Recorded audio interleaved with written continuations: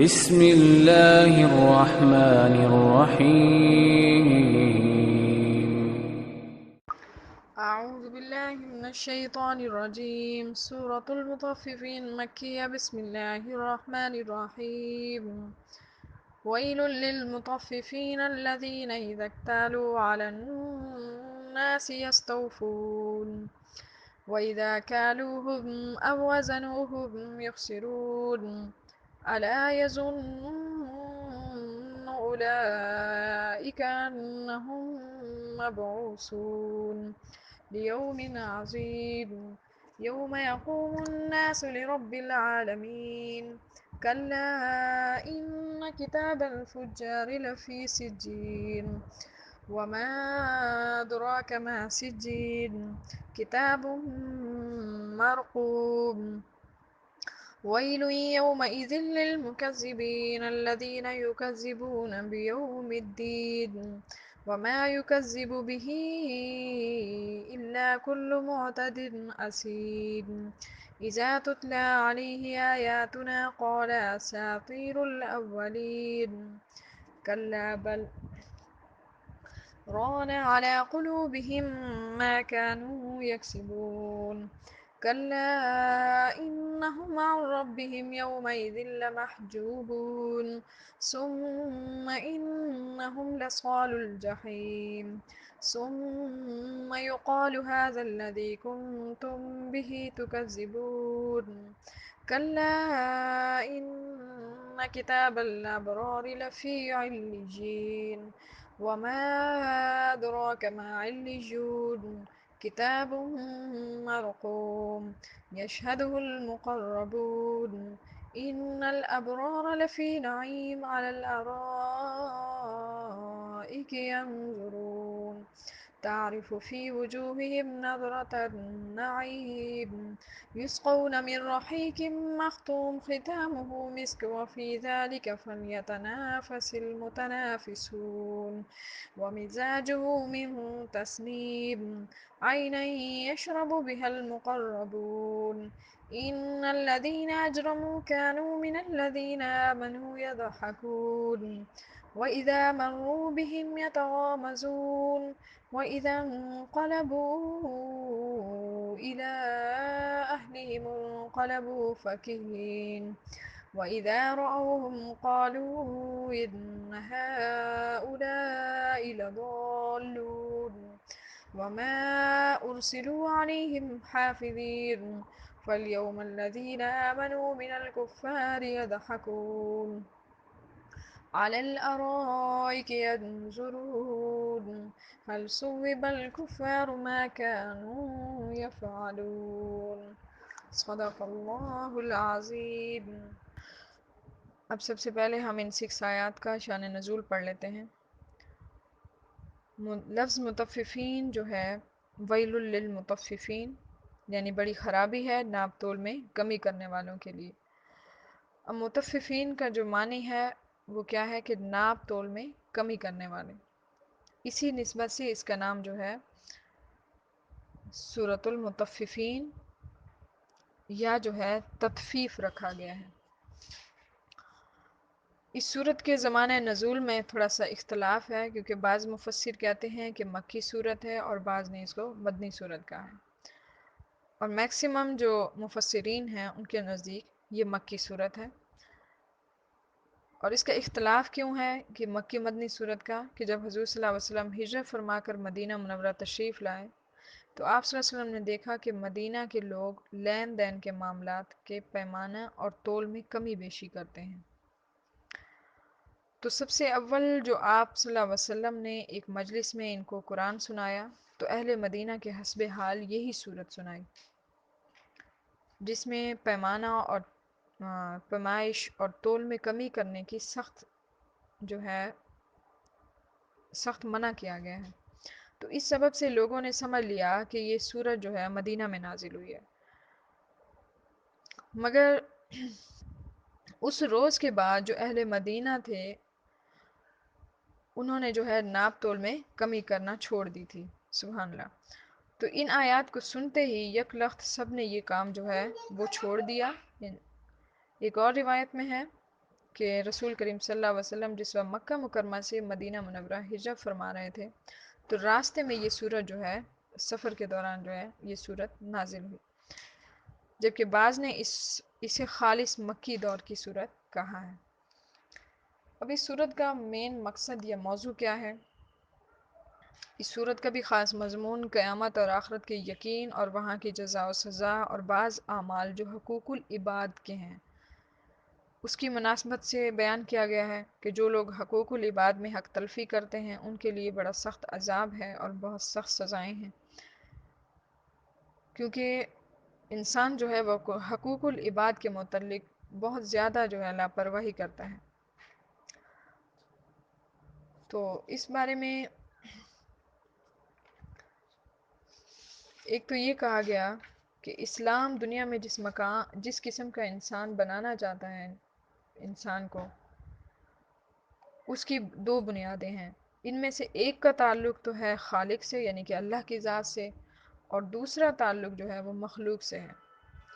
یعنی جو شخص خالق کے حقوق کو پہچانے، اللہ کے حقوق کو پہچانے اور ان کے تقاضے پورے کرے، اور جو مخلوق کے ساتھ اپنے معاملات ہیں اگر ان کو درست کرے اور بندوں کے حقوق کی حفاظت کرے تو اسلام کی نظر میں وہی کامیاب ہے۔ اور دوسرا کیا ہے کہ حق،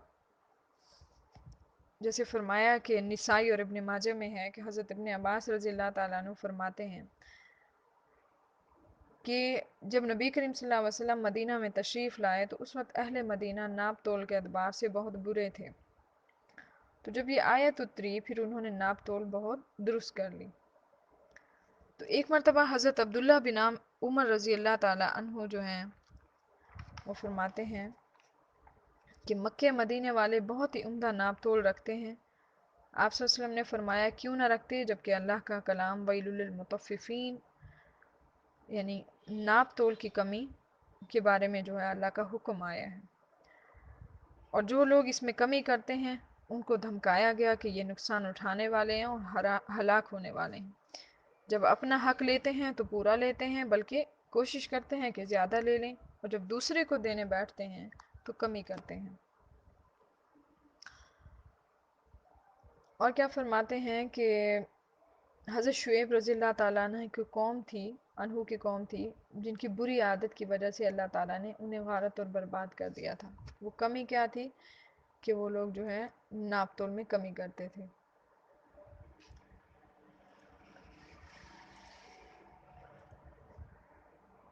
ناپ تول میں کمی کرتے تھے یعنی کہ دوسروں کا حق مارتے تھے، کہ انہیں کہا گیا کہ کیا قیامت کے دن سے یہ لوگ نہیں ڈرتے جس دن یہ ذات پاک کے سامنے کھڑے کیے جائیں گے، جس پر نہ تو کوئی پوشیدہ بات ہوگی اور نہ ہی جو ہے جو بھی ان کے اندر مخفی باتیں ہیں وہ سب ظاہر ہو جائیں گی۔ وہ دن بہت نہایت خطرناک ہوگا اور بڑی گھبراہٹ اور پریشانی والا دن ہوگا۔ اس دن یہ لوگ جو ہیں یہ لوگ نقصان کو پہنچنے والے ہیں۔ یعنی نقصان کیا ہوگا کہ جہنم کی بھڑکتی ہوئی آگ میں داخل ہوں گے۔ جس دن لوگ اللہ تعالیٰ کے سامنے پیش ہوں گے تو اس حالت میں ہوں گے کہ ننگے پیر ہوں گے اور ننگے بدن ہوں گے اور بے ختنہ ہوں گے، کیونکہ وہ جگہ بھی نہایت تنگ اور تاریک ہوگی اور میدان آفات میں بہت زیادہ مصیبتیں اور بلائیں نازل ہوں گی۔ دل پریشان ہوگا۔ یہ سب جو ہے یہ ساری کیفیت جو بتائی ہے یہ جہنمیوں کی بتائی ہے۔ جو بھی تپش ہوگی یہ جہنمیوں کو جو ہے ان کو اس چیز کا محسوس ہوگا، جو جنتی ہوں گے ان کے لیے وہ تپش جو ہے ٹھنڈی پڑ جائے گی، ان کو محسوس نہیں ہوگا۔ اور فرمایا کہ ان کے دل اتنے پریشان ہوں گے کہ ان کے حواس بگڑے ہوں گے اور ان کا ہوش جو ہے وہ اڑتا جائے گا، اور ان کو اس قدر پسینہ آئے گا کہ آدھے آدھے کانوں تک پسینہ پہنچ جائے گا، یعنی کہ اس قدر پسینہ ہوگا۔ استغفر اللہ تعالیٰ ہمیں اپنی امان میں رکھے اور حضور صلی اللہ علیہ وسلم کی شفاعت نصیب کریں کہ انسان پانی ایک پسینے کا جو پانی ہے وہ آدھے آدھے کانوں تک پہنچ جائے گا، اس قدر شدت اور خوف ہوگا۔ مسند احمد کی ایک حدیث میں ہے کہ اس دن اللہ تعالیٰ کی عظمت کے سامنے سب کھڑے کپ کپا رہے ہوں گے، کیونکہ قیامت کے دن بندوں سے سورج اس قدر قریب ہو جائے گا کہ 1 یا 2 نیزے کے برابر اونچا ہوگا. یعنی جس سورج کی تپش آج گرمی میں جو ہم محسوس کرتے ہیں اور دل ڈوبنے لگتے ہیں، بعض اوقات کیا ہے کہ گرمی کی شدت سے بیمار بھی پڑ جاتے ہیں، بعض جو ہے اس دنیا فانی سے رخصت بھی ہو جاتے ہیں، حالانکہ یہ ہم سے بہت دور ہے یہ سورج. تو اس وقت کیا ہوگا جہنمیوں کے، اتنا قریب ہوگا کہ 1 یا 2 نیزے کے برابر اونچا ہوگا اور بہت سخت تیز ہوگا. ہر شخص اپنے اعمال کے مطابق اپنے پسینے میں غرق ہوگا. بعض کی ایڑیوں تک پسینہ ہوگا، یعنی دوسرے لفظوں میں یہ کہہ سکتے ہیں کہ جس قدر گناہ ہوں گے اس قدر ڈوبا ہوگا. بعض کی ایڑیوں تک پسینہ ہوگا، بعض کی گھٹنوں تک اور بعض کی کمر تک پسینے میں ڈوبے ہوں گے، اور بعض کو تو ان کا پسینہ لگام بنا ہوا ہوگا. استغفر اللہ استغفر اللہ. یعنی کہ دھوپ کی شدت اس طرح تیز ہوگی کہ کھوپڑی جو ہے وہ بھن اٹھے گی، جس طرح ہم ہنڈیا میں کچھ بھونتے ہیں نا اور بلبلے اٹھتے ہیں، اس قدر جو ہے شدت ہوگی اس دھوپ کی اور اس سورج کی تپش کی کہ وہ جوش دینے لگے گی. جو جسم، یہ کھوپڑی کا بتایا گیا، اور باقی جسم کی کیا کیفیت ہوگی. دنیا میں تو کیا ہوتا ہے کہ ہم بے ہوش ہو گئے، ٹھیک ہے، کوئی نہ کوئی کیفیت ایسی طاری ہو گئی کہ جو اس کا ہمیں طبی امداد مل جاتی ہے. تو وہاں ایسا کچھ نہیں ہوگا، بلکہ وہ تکلیف جو ہے نہ کم ہوگی، جتنا جس کا اعمال ہوگا اس حساب سے جو ہے وہ شدت بڑھتی جائے گی اس کی. ایک اور روایت میں ہے کہ حضور صلی اللہ علیہ وسلم نے اپنے منہ پر اپنی انگلیاں رکھیں اور بتایا کہ اس طرح پسینے کی لگام چڑھی ہوئی ہوگی. پھر آپ نے ہاتھ سے اشارہ کر کے بتایا کہ بعض بالکل ڈوبے ہوئے ہوں گے، یعنی اس قدر پسینہ ہوگا ان کا اپنا کہ وہ اس پسینے کے اندر ڈوب جائیں گے. استغفر اللہ استغفر اللہ. اور کیا فرماتے ہیں کہ 70 سال تک خاموش کھڑے رہیں گے. یہ جو میدان حشر میں اٹھنے کے بعد کی کیفیت ہے کہ 70 سال تک خاموش کھڑے رہیں گے، حساب سے پہلے کی بات ہو رہی ہے. پھر کہا گیا کہ 300 سال تک کھڑے رہیں گے. کبھی کیا فرمایا کہ 70 سال تک کھڑے رہیں گے خاموش، اسی کیفیت میں، اسی تپش اور اسی عذاب میں. اور کبھی کیا فرمایا کہ 300 سال تک کھڑے رہیں گے. اور کبھی یہ بھی کہا گیا کہ 40,000 سال تک کھڑے رہیں گے، صرف اسی سورج کی تپش. اور کبھی فرمایا 10,000 سال میں جا کے فیصلہ کیا جائے گا.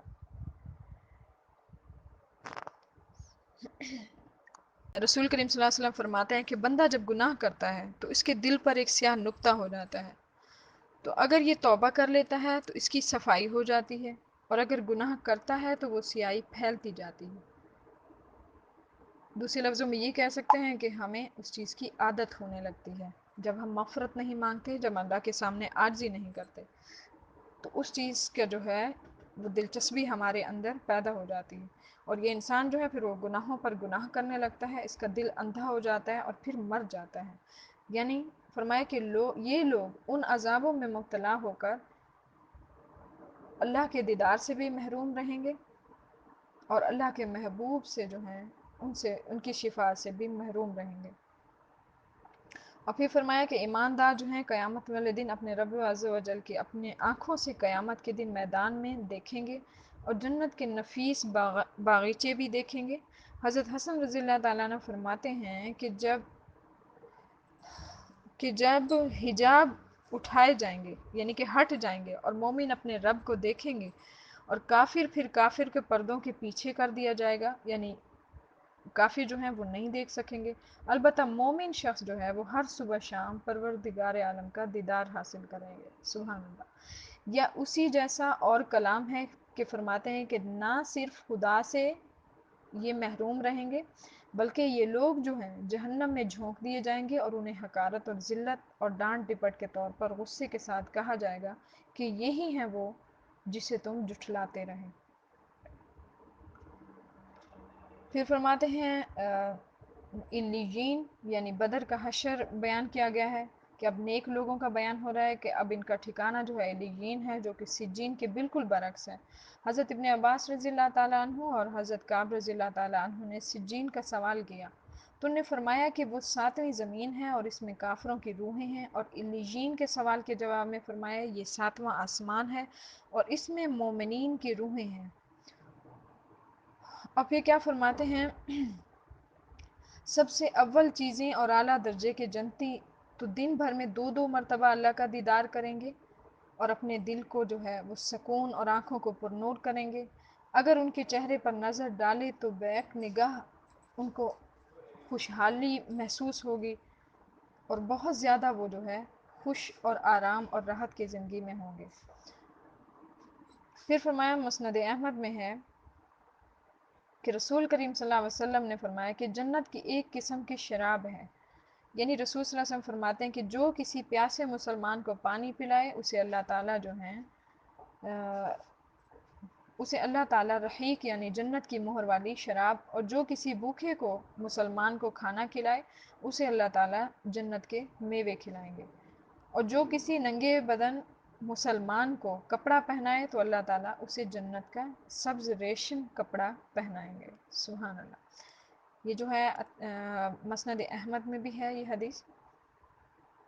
اور کیا فرماتے ہیں کہ اس تھوڑا سا جنت کی جو شراب ہے اس کا رنگ اور تھوڑی شباہت میں بتا دیتی ہوں کہ اس کا رنگ جو ہے وہ سفید ہوگا، جس کی مہر لگی گی جو کہ مشک جیسی خوشبو ہوگی، اور اس کی اس قدر خوشبو ہوگی کہ اگر کسی اہل دنیا کی انگلی پر وہ شراب کا ایک قطرہ بھی لگ جائے، پھر اگر وہ اس وقت نکال لے،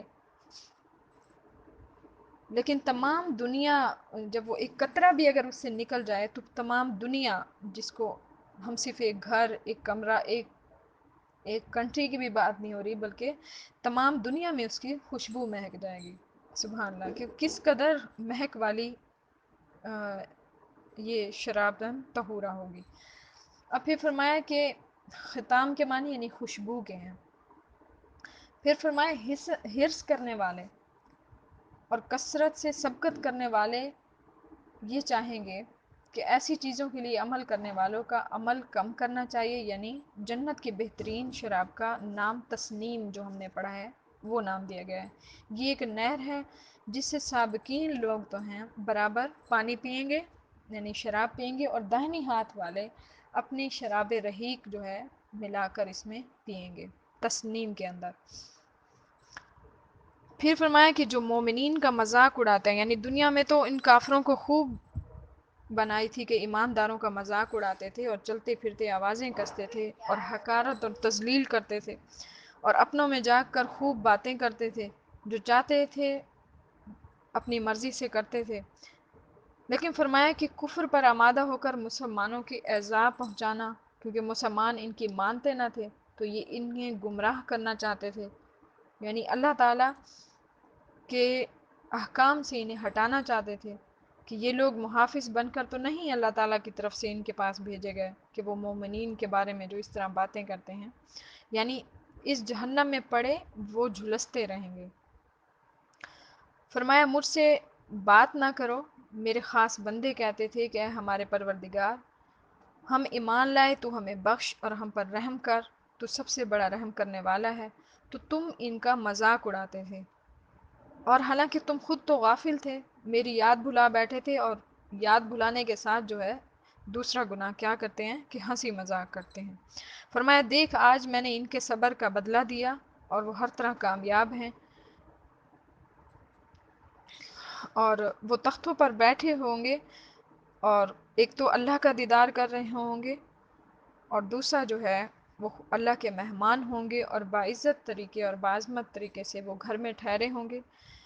فرمایا جیسا ان کافروں نے مسلمانوں کے ساتھ دنیا میں کیا تھا، اس کا پورا بدلہ کیا انہیں آخرت میں مل گیا یا نہیں؟ ان کا مذاق کے بدلے آج وہ مومنین جو ہے وہ اس پر ہنسیں گے۔